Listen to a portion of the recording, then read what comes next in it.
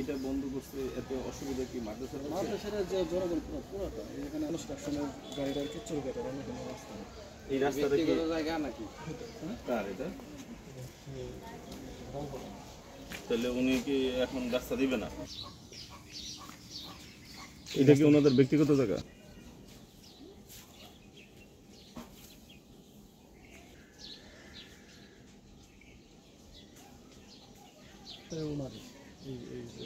আপনাদের অসুবিধা হইতেছে কি সেজন্য? মানে এইবার যে যাইতে আর ওই রাস্তাটা যে ওইটা কোনো ধরা যায় না তো। আগে ধরুন বাড়ির দিকে যদি কনস্ট্রাকশন করার জন্য কোনো গাড়িটা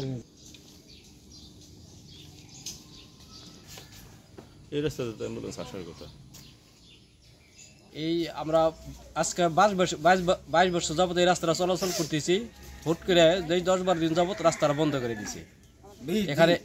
এখানে প্রায় 300-350 ফ্যামিলি বসবাস করে বাড়িওয়ালা, প্রায় প্রতিদিন 8-9 হাজার লোক চলাচল করে। কিন্তু এদের দুর্ভোগ আমরা প্রায় 18-19 দিন যাবত দুর্ভোগে আছি, কিন্তু এটা কি করে বন্ধ করছে। যে এখানেই উনি পাশের জমির মালিক আবুল কালাম আজাদ আরো 22 বছর আগে আমাদের চলাচলের জন্য, এবং কি আসলে ইউনিয়ন পরিষদ থেকে 2011 সালে আমাদের ছোট্ট একটা বরাদ্দ দিয়েছিল 3 লক্ষ টাকার মাটি ভরাট করে দিয়েছে।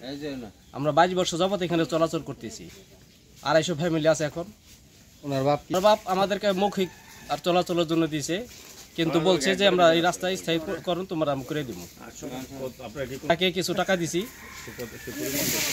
ওনাকে দিয়েছিল 1 লক্ষ টাকা। এই জমির যে মালিক বাবু পালোয়ান এবং কি ওনার যে ছেলে বড় ছেলে সুলতান পালোয়ান, ওনাকে দিয়েছে 1,90,000 টাকা। ওনারা বলছে যখন রেকর্ড আসে রেকর্ডের সময় তোমাদের জন্য আমরা রাস্তার জন্য আমরা রেকর্ড করে দিব, তখন আর আমাদের মালিকানা থাকলো না। কিন্তু রেকর্ডের সময় ওনারা একটা ঝামেলা করে জমির এখন ওনাদের রাখছে, আমাদের নামে রেকর্ড করে দেয় নাই, সরকারিকরণ করে দেয় নাই। 250-300 ফিট লম্বা, 15 ফিট পাশ।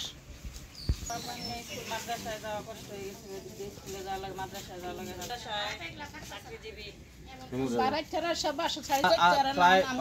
আশেপাশে 3-4টা মাদ্রাসা স্কুল ছাত্রছাত্রীরা ভুগতেছে।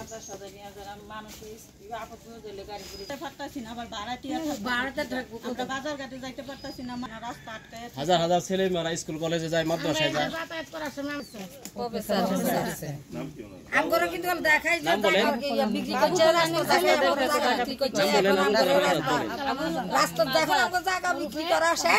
এখন আমগরে রাস্তা দেয় না, আমগরে রাস্তা বন্ধ করে রাখছে। মানে এখন আমরা উনি এই জায়গা বিক্রি করছে, গেলে রাস্তা দিয়ে গেলে ভবাজি করে শুরু করে যে এই রাস্তা দাইতে পারবে, এই বাপের রাস্তা দিয়ে গেছে।